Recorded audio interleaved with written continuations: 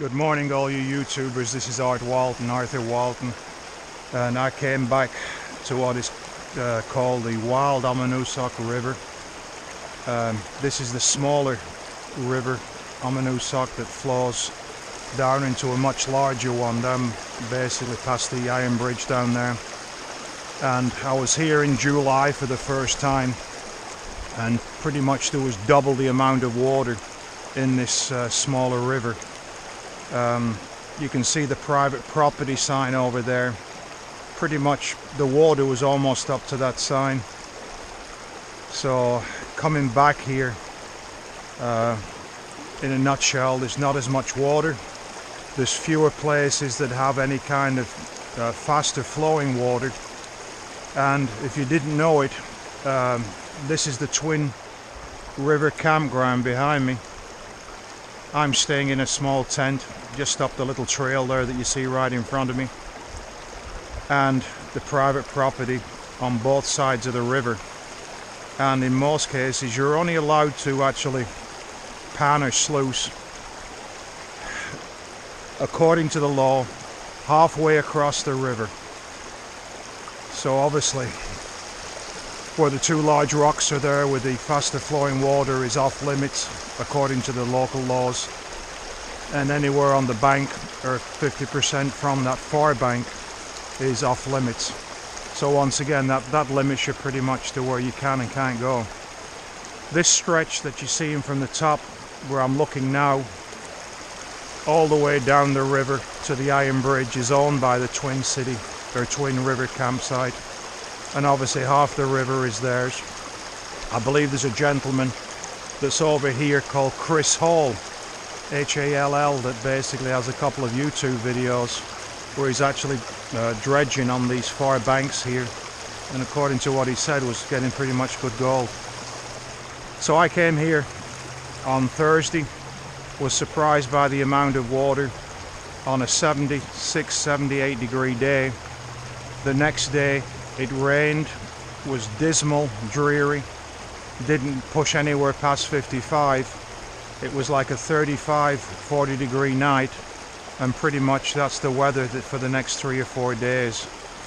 So not what you really want, but hey, you make lemonade on lemon days. I brought up a new sluice. The last time I was here I was using the Angus McCarrick Expedition, which I fall back on in a lot of cases, and also a Keen A52 equipped with hog mats, and basically was sluicing this same stretch with a lot more water in it, and then went up to the other stretch, which is about 3 or 4 miles down the river that way, which also is permitted for dredging and high banking, also owned by Twin Rivers, but you need a New Hampshire dredging permits, which I believe takes 3 to 4 weeks to get your check in and get the actual paperwork back. And once again up there, that's very, very low water, so pretty much it's the same conditions. I wanted it to basically get away from classifying, so I ordered a bazooka. Didn't know that what they say 7 to 10 days normal turnaround is more like 4 to 5 weeks. Checked with them 3 times. 3 times never got an answer back from them. Ended up calling them, to which they checked my order and said, oh, by the way, it shipped last Tuesday, and we've forgotten to tell you via email that it shipped, and we didn't send you a tracking number, and it might be around towards the end of this week, which obviously I missed bringing that up here. So I ordered the Sluice B2, which is somewhat the same as the actual bazooka. It's an underflow sluice. If you can see the front of the sluice, there's a black area.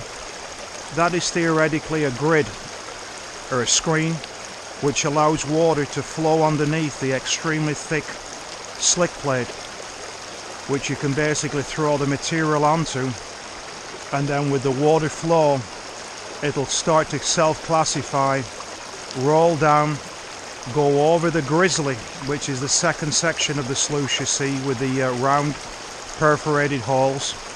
Any small gold falls through. Underneath that grizzly is a stretch of V matting which traps the gold, And then at the very end of the sluice is a section of 3 riffles.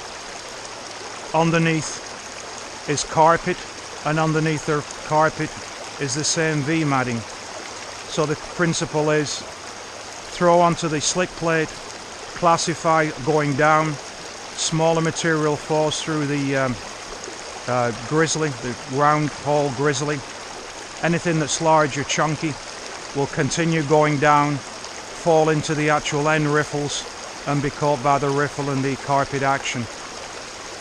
You can pick up the grizzly, which I'll show you in a second, and actually inspect underneath the V matting without disturbing the V matting, so it's easy to check on. It's almost like a tattletale that you can see.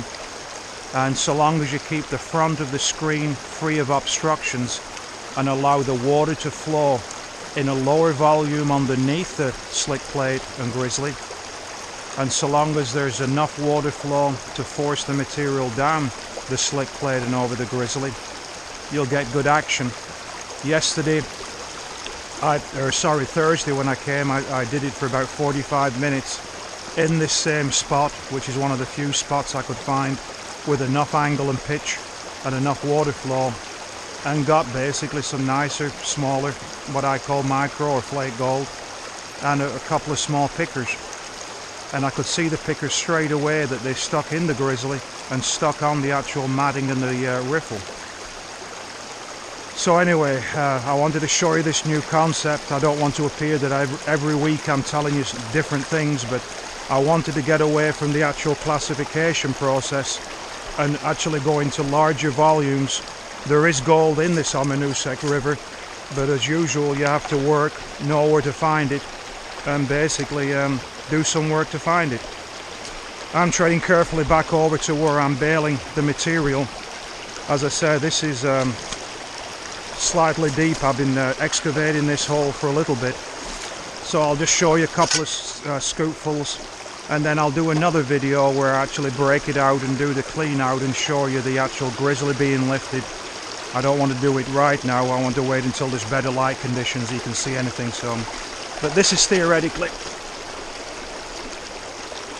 what you do. Even the larger rocks, as you can see, the material is going down, and I've seen quite a few videos of this sluice where people were actually pounding the material onto the slick plate, which the owner Robert in the video said helps that stratification process. It breaks up any larger clay and helps to break down larger modules and helps that stratification process. The other thing he informed me through the video is that you can see that it's all pretty clear here, and then here it almost looks like there's a boil, and he said that's a picture perfect example of what it should be, that the pitch and the water flow are creating almost like a, I'm using the word vortex, it's not vortex, but almost like a boil, and that theoretically is a good way to go. It's built extremely robust. That slick plate, I'm judging it to be about 1/4 of an inch thick aluminum, so that's going to take all the action you can get. Good aluminum. The snaps here that basically hold, it's only got 3 riffles, so the riffle basically, the riffle cage stretches from here to here, and then the grizzly goes, just tucks underneath the slick plate and basically accounts for that large area where the fine gold will fall through.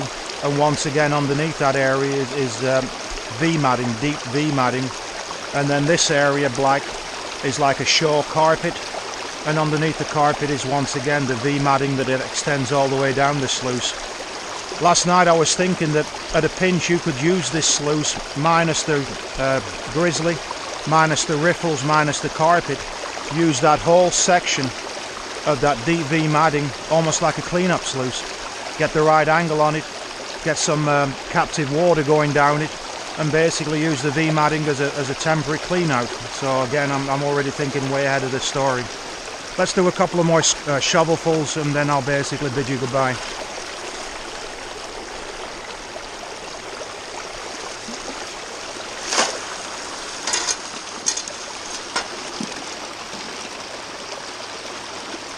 The other important thing is to keep up with your tailings. If you allow the tailings to congregate at the end of the sluice, you'll basically get a bow wave, which causes reverse pressure back on the sluice. So try and keep up with this. And one thing I'll tell you guys, right now I've got the bazooka on order. I cancelled it in an email which I sent to them, which was the 4th email I sent, which was ignored, and told them that theoretically I wanted the order cancelled. So they not only didn't respond to 3 emails about when is the sluice coming, and would you please cancel the order, but they went ahead and built the bazooka and shipped it to me, which I'm expecting it to be there on Sunday afternoon when I get home. I called up Cal Sluice, asked him about the ship dates. He said 8 days. I asked him a couple of questions, very cooperative on the phone. An hour later I paid PayPal, I got the confirmation, and within 7 days I got the sluice delivered to my house. I called him up again about the clean out procedure. He spent time with me, he sent an email with me, was very cooperative. That's what I call customer service, and basically that will sell things. People buy from people. People don't buy from people that ignore people. So anyway, that's just my little rant, okay? A couple of more shovelfuls, guys, and I'll be out of your way.